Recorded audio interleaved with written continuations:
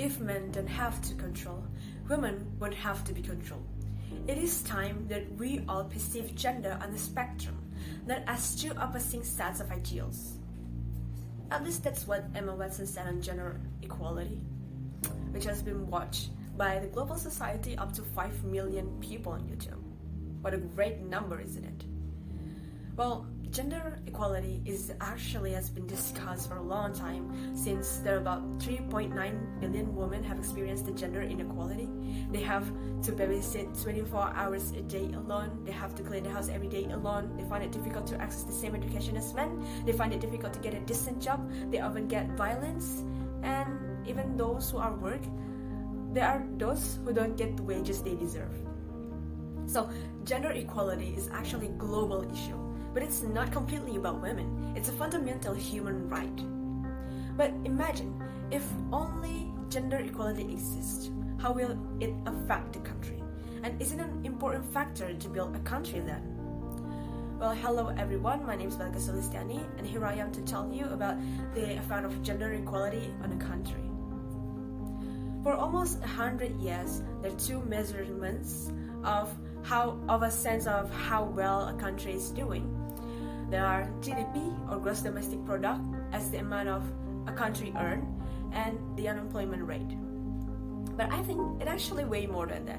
I think that we need to figuring out how well a country is serving its citizens as well. And it finally followed with the condition of the natural, human, and technological resources, and also the access of education, healthcare, and also the transportation.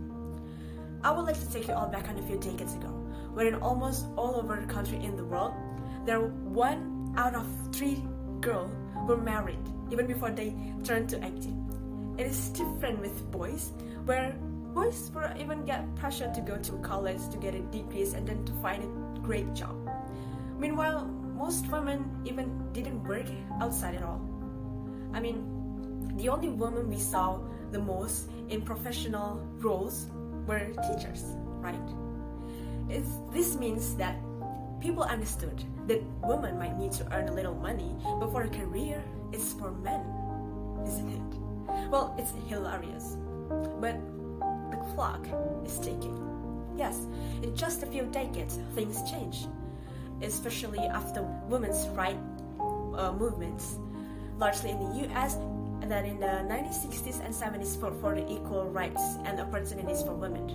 It has changed social norms, actions, and culture, and of course it affects several countries in the world. What's all that? First, the society becomes a bit safer and healthier, even just a little. You know, when women and men finally respect each other and are treated equally in an environment or in an institution, both of them finally feel safe, free, and also physically and mentally healthier. This is evidenced by the decreasing cases of violence and then early marriage. Like nowadays, parents get more focused on education and career of each of their children, both male and female, it is a good news. And then the second one, the increasing number of family income, followed by the decreasing cases of poverty and the improving quality of human resources. You know, how world's population are women, isn't it?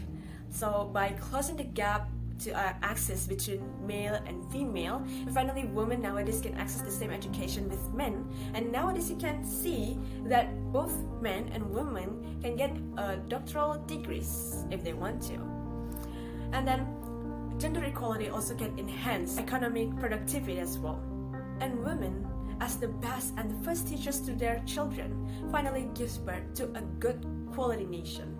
To sum up, I strongly believe that gender equality is an important factor to build a country. This is more evidenced by the fact that the top 10 most prosperous countries in the world are not the developed countries with high GDP, but I think it has to be seen from all aspects, that is health, economy, education, environment, and community welfare. For example, Denmark, Switzerland, Sweden, Norway, and Iceland are the countries that pay attention to gender equality. Iceland itself, and its push for gender equality, Iceland has made changes to the school system and then implemented equal pay and then also implemented equal paternity leave. which is it's really good. So everyone, gender equality is indeed a basic, fundamental human right to achieve peaceful societies and countries with full human potential and sustainable development. But again, the clock is keep ticking.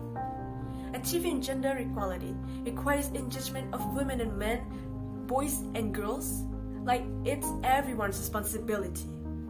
And if women expected to work as men, then we must teach them the same things. And keep in mind that we cannot succeed if half of us are held back. That's all from my speech. My name is Balqis Sulistiyani, and thank you for listening.